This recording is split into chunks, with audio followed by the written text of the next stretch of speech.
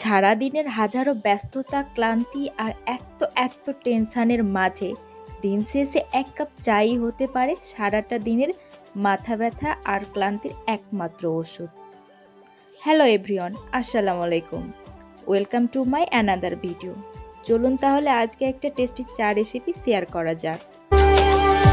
ধরে দিল কেউ অল্প চাওয়াতে, উড়ে গেল কিছু গল্প হাওয়াতে, অকারণে